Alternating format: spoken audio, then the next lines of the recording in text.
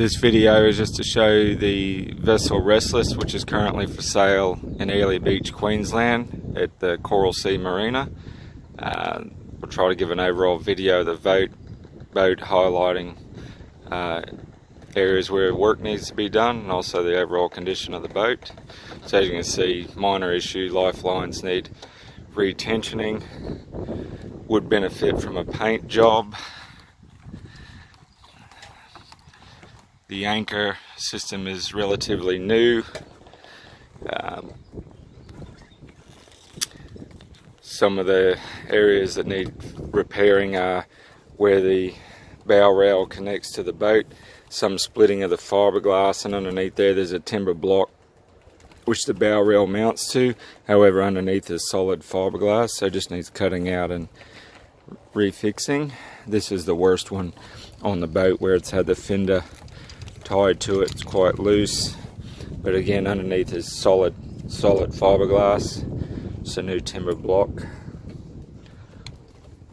Overall, bit of a split in the gel coat just here. The rest of the boats could do with a wash as well, but didn't do it for the purposes of the video. Walking to the back deck, there's obviously outriggers on both sides for trolling.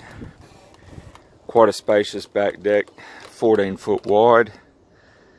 Plenty of storage at the stern, hot water and cold water at the rear. There's plenty of storage space underneath. There's also a saltwater deck wash. Stairs leading up to the helm on the flybridge, LP gas storage. Just jump on board. There's 4 rear water tanks for freshwater storage. Estimated capacity somewhere around 1,000 litres. Also drains at the rear of the boat. Solar panels to keep the house batteries charged while at sea.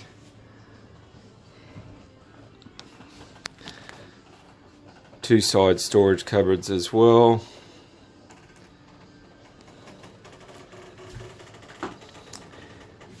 Just at the back here where the sink is, apologise again, it's dirty. You've got the kill tank, which I just use for storage. However, it is drained to the exterior of the boat. And where the split system air conditioner has dripped here, causing a bit of wood rot, but once the water goes down, it drains out of the boat, so it doesn't hold the water in there. Bit of work there. And again, LP gas storage and a side storage cupboard where I just used to store some fire extinguishers. Quite a lot of room underneath for storage.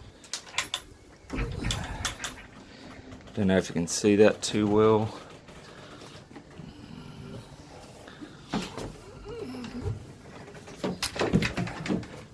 These are the diesel fuel tanks either side. 1,100 litres of diesel. It's also transverse frames have been re-glassed. There's 2 of those.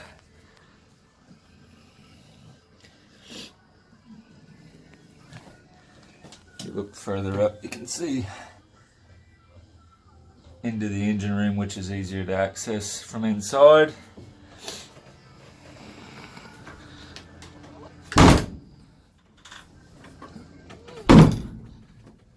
Again, the condition of the paint on the back decks is in pretty good order. Rear deck light, which at night throws out plenty of light, and also a speaker outside. We'll head inside.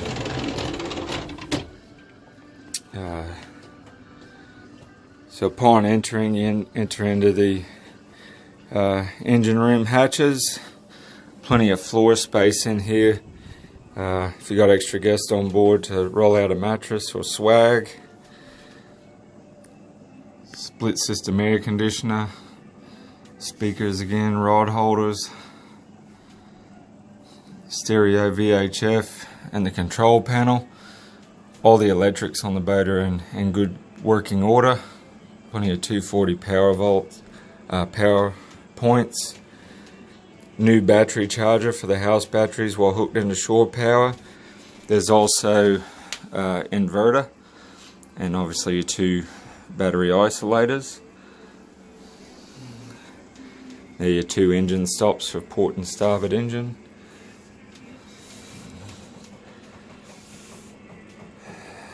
The table folds down to a bed, plenty of storage underneath.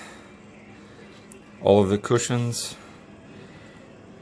fridge, freezer, kettle,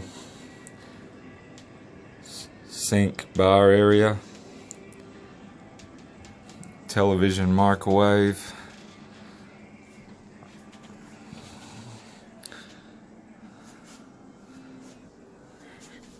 Fridge and freezer are working. There's plenty of storage underneath the sink area and the stove area. Locking cupboard doors, just in case the conditions get a bit rough at sea.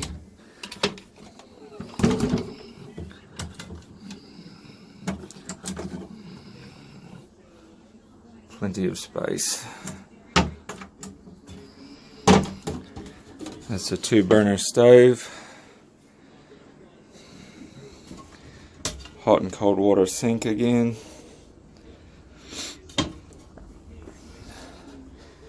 Just around the windows, this is where the timber is in a little bit of a poor condition. I believe there was a bit of water egress before I bought the boat just from Cyclone Debbie. However, normal storms through wet season, there's no water that leaks in the boat. This would benefit from sanding and probably resealing of the windows. The rest of the timber condition past the windows is in pretty good order.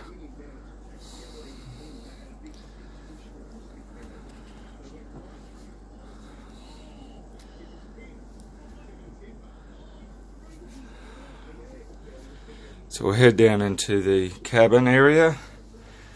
So there's a double bed, which is quite comfy actually, better than my bed at home. Anchor well, which would benefit from a cover over that. The bunk. The whole cabin's lit. I could turn the lights on if we've got them on upstairs yet. Again, the same on the other side. Port lights, fan. There's storage space under the beds. Plenty of storage space here. Under the bunk. Deep storage space there. Also another storage cabinet. It's a bit of a closet here. Not a hell of a lot of room, but not too bad for storage, life jackets, ropes, things of that nature. It's just the ventilation for the fridge, freezer.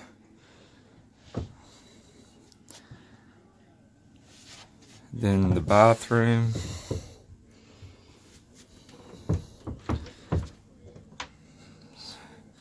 It's got a toilet there, saltwater flush. The macerator's in good condition. Plenty of storage space as well. Mirror, sink, storage space underneath. 240 power outlets. We've got the shower. Quite a bit of room for one person. Hot and cold water,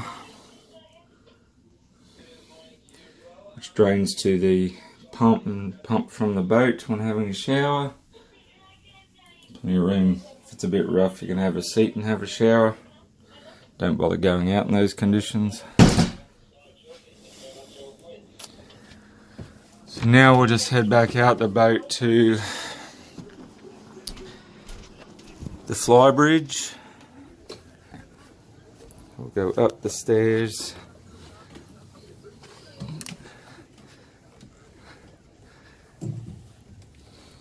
So again, up here, it's your helm. Definitely benefit from a bimini cover. It's got VHF up here, engine warning lights, switches for all the electronics at the helm here for nav lights, horn, VHF. your chart plotters and autopilot, which are both stored down below. Both sit here. The gauges are relatively new, however the timber has been out in the sun, so definitely need a bit of work there. The paint on the top deck is not too bad in some spots, and in some spots it's peeling a bit just there. Obviously where the chain is for the going to the rudders, the cover is missing, so it needs a new timber cover just over that. However, it's in good working order.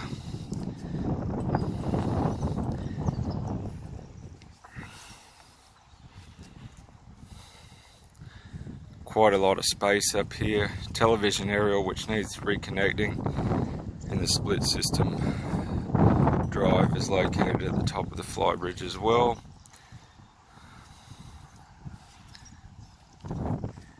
There is a seating area forward of the helm, plenty of storage, however all the cushions need redoing, and the slab of timber underneath. There's also storage under the seat.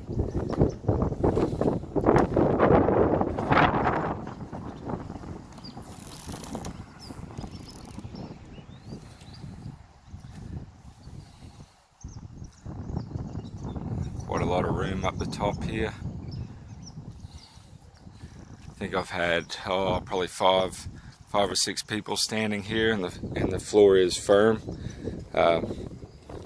Underneath the helm I'll show you the bracing.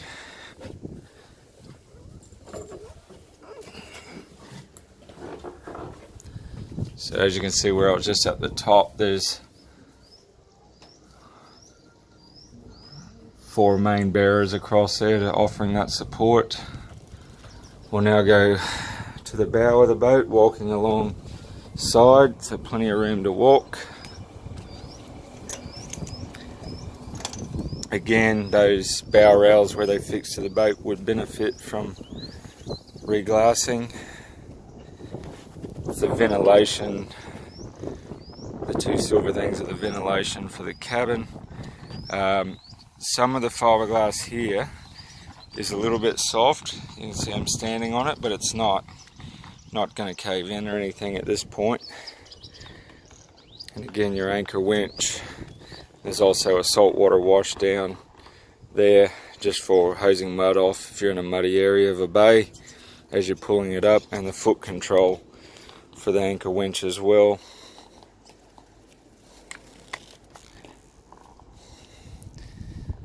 Bow rails could do with a bit of a polish.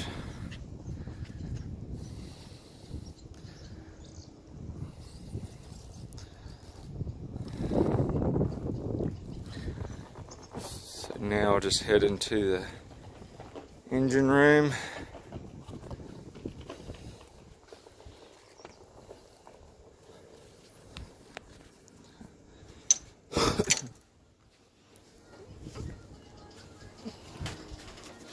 Should have tidied the boat up a bit, but anyway.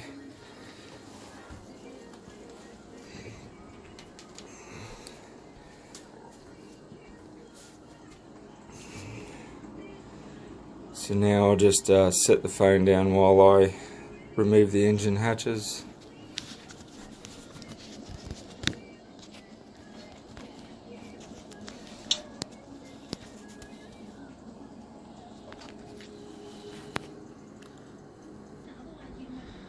So down in the engine room, got the starboard motor. It's a 1979 Perkins. This motor's had quite a bit of work recently. All new diesel injectors, new exhaust manifold, new aftercooler and hoses. Turbo's been reconditioned. All of the raw water components have been acid bathed to remove any salt water encrusting.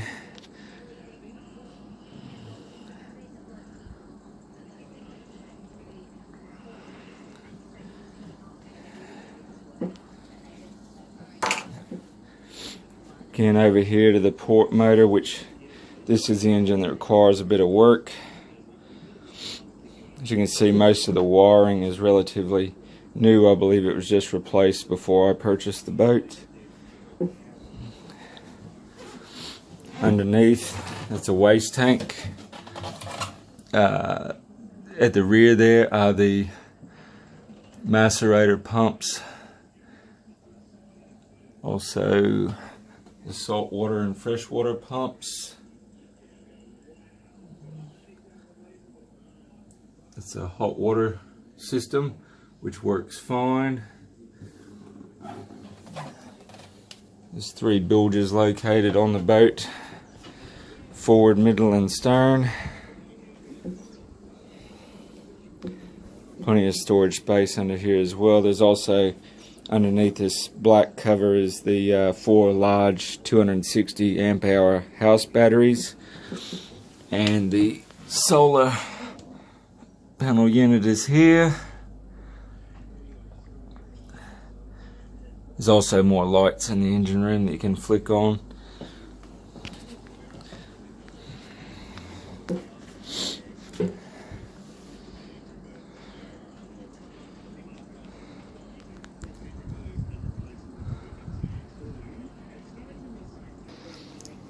Continuing back with a video on the port side motor. Obviously this is the engine that has the issue. I initially thought that the main bearing has dropped out, however won't know until the engine is completely pulled out. However, a couple of weeks ago I noticed this is probably one of the bigger issues with the boat. The engine mount with a stringer that goes over timber has subsided about 25 mil, which may have thrown out the drivetrain. So that's definitely an area of the boat that requires repair.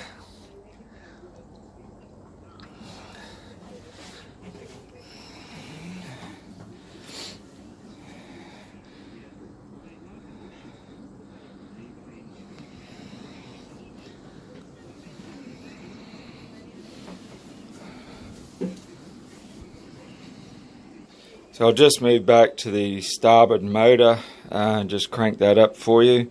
You'll hear it's running quite good.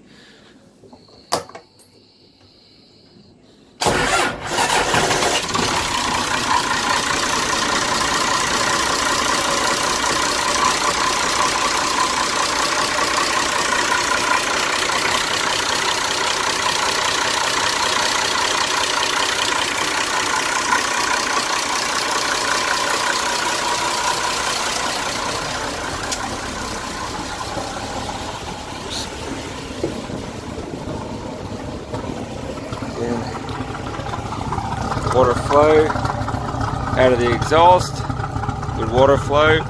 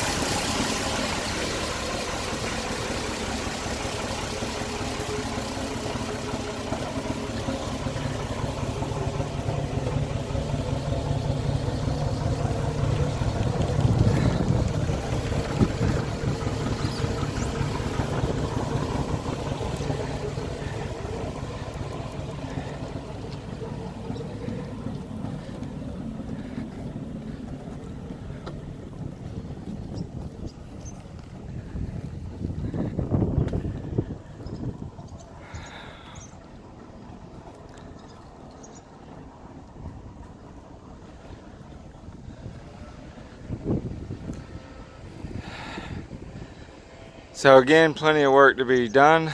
However, the boat doesn't leak. It's solid. A lot of boat for 30 grand.